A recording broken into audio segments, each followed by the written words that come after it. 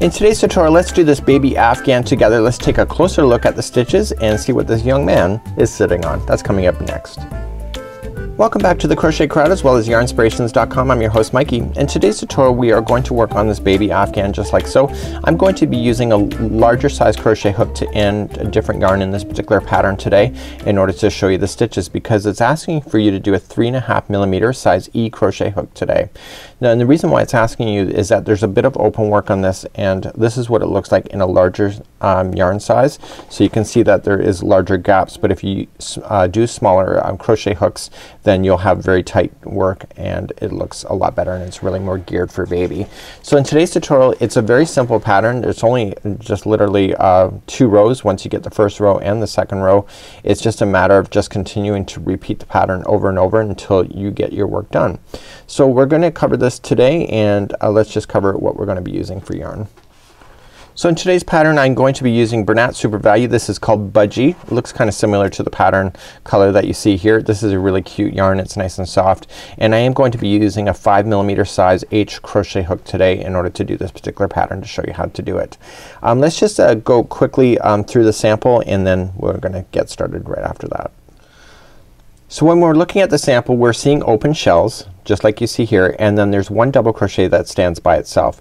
The trick on this one here is to know that every time you do a double crochet you have to chain 1, double crochet, chain 1, double crochet, chain 1. Even in between for this ones that stand by themselves there's a chain 1. So you just have to continue to remember that. So this pattern you'll see that the open shells kind of jog from each other. So this one it's here and this one it's shifting up. So it's kind of like moving up diagonally. So there are 2 rows on this. So one row the open shell will be in a different spot than it will be on the second row, and then when the third row comes back it'll be the same thing that you've already done down here to keep it in balance. So if you understand that there's only 2 rows and it's just a matter of understanding where you're starting on a pattern in order to keep yourself in balance. But this is all just double crochets, chain 1, and it's all about sequence in order to make this one work. So let's begin. I'm gonna create a slip knot. So if you're following the pattern exactly what it's written, it's Bernat baby yarn, size 3.5 or 3.5mm or size E hook, but I'm substituting today 5mm and I'm using Bernat Super Value. Now just keep in mind that if you want to follow the pattern it's chain 209, but if you want to be like me and substitute and make it a different size you have to keep it in multiples of 6. Remember that the one already on the hook of the slip knot never counts as 1.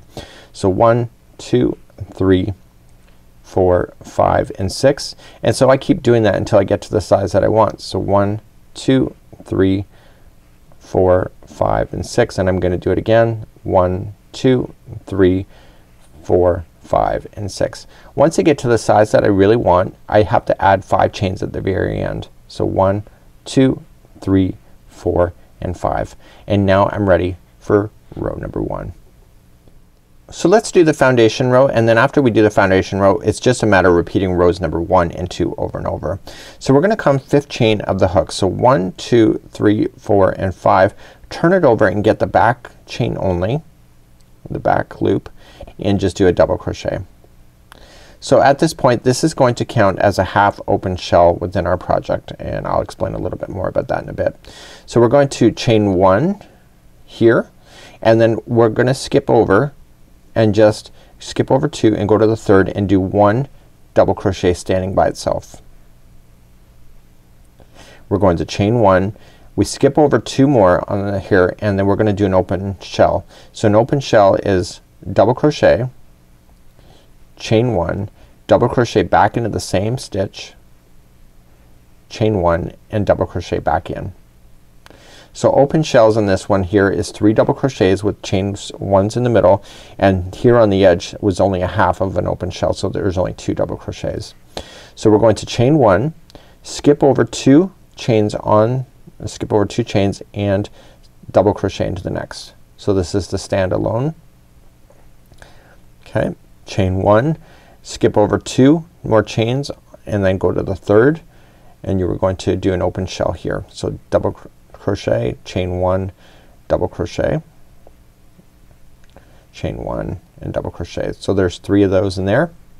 After you get that done chain 1 and skip over again another 2. Okay, and you're gonna continue to do that all the way across the line. Okay, so you have basically open shells with standalone double crochets, and those are important. So when we come to the very end, you're going to chain one, and the very final stitch is going to be a half open shell. So there in the final stitch you'll put in a double crochet, chain one, and double crochet, just like that. Okay, so no matter what your length is, you will end up doing it the same way. So let's turn our work and do row number one. So on row number one, it's gonna be identical each and every time you hit it. So you're going to chain four. So 1, 2, 3, and 4. This counts as a double crochet and a chain one. Okay, so just always remember that. So what we're gonna do is an open shell in the first double crochet that's standing by itself, and you're going to just double crochet, chain one, and double crochet. Again, same stitch, chain one, and double crochet. Okay, so that's another open shell, chain one, and now what you have to do is that you double crochet in the top of the middle double crochet of the next open shell that you're running into. So it's just a double crochet there, chain one, and now you come back down to the next double crochet that's standing by itself over here, and it's an open shell. So double crochet, chain one, double crochet, chain one, double crochet. So this is causing those open shells to shift over from being over here to now here. Okay, let's chain one, okay, and double crochet into the top of the middle of the next open shell, chain one, and another open shell in the next double crochet that's sitting by itself. So double crochet, chain one, double crochet, chain one, double crochet. Okay, and to finish off, once you get all the way to the other side, chain one, and you're going to double crochet into the top of the turning here. Okay, so you gotta make sure that it's the third one up, so that you still have a chain one space that's left in the middle to keep that shell open, like that. Okay, so that was row number one. So every time you get to row number one, you're gonna do exactly the same thing. Let's move up to row number two. Let's turn our work and go for row number two. So every time you hit row number two, so this is the second part of the repeat, so it's 1 and 2 all over again. So this time in row number two, we're going to return the open shell back to where it should be, like you did it down here. Okay, so the open shells will appear right above where the double crochets stand by themselves. So let's get started. First we are going to chain 4. So 1, 2, 3, and 4. That counts as a double crochet and chain one, but we have to do a half open shell, so we're gonna double crochet back into that same stitch to do that open shell in the half. Okay, we chain one and we double crochet into the top of the next open shell, chain one, and now it's time for full open shells, and these will stand in the double crochets that are by themselves. And so it'll be double crochet, chain one, double crochet, chain one, and double crochet. Once you get that done, chain one, double crochet into the middle of the next open shell, chain one, and double crochet. This is a standalone by itself, so this means it's a full open shell again. So double crochet, chain one, double crochet, chain one, double crochet. Get that done, chain one, and now you're just gonna reach on over here, so the middle one of the next one is a double crochet by itself, and now you're gonna continue that same patterning going all the way across, and on the very edge, don't forget chain one. The very edge here will be open shell, so right in the top here.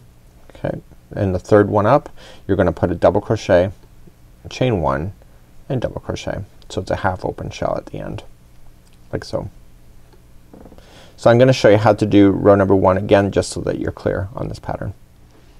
So let's turn our work and go for row number one again. So number one, we're gonna return the shells back to where they were here. So now the shells are gonna appear. So every time you see the double crochet standing by itself in the next row, that's will be the open shell, but right above it. So what you'll notice here is that, did you see here that we had our chain 4? It's by itself. This is a half open. So you just gotta make sure that when you're going and starting and stopping rows that you're just paying attention to that. So to start, chain 4, 2, 3, and 4 counts as a double crochet and chain one. So we're gonna do an open shell right into the first double crochet. So double crochet, chain one, double crochet, chain one, double crochet. Okay, chain 1, double crochet into the middle of the next open, chain 1, double crochet, or sorry, open wave or open shell in the next double crochet. Okay, so it's just a matter of just identifying where you are in the pattern and being able to follow it along. There's only 2 rows to remember, and honestly once you get started in this pattern it's very easy to maintain it, and then you can just let your mind think about other things and let your hands do the work. So the very final one, when you run into that one, will just be an open wave or open shell. I did a wave pattern just before this tutorial. So do that, chain 1, and then you're right into the third one up. You're going to place a double crochet as your final, just by itself. So that was repeating of row number 1. Okay, so that's all you have to do with this pattern. It's really quite easy to follow. You can have some great luck. So that's today's pattern. Really quite easy. It's just following our rows of 1 and 2 and being able to make it work. You know, just reduced your hook size just to condense the spaces if you're giving this to a child. Again, that is your decision and completely up to you on what you want to do with that, but that's just a great idea, and this is a really easy pattern to be able to follow. So until next time, I'm Mikey on behalf of the Crochet Crowd as well as yarnspirations.com. Have a great day. We'll see you again real soon.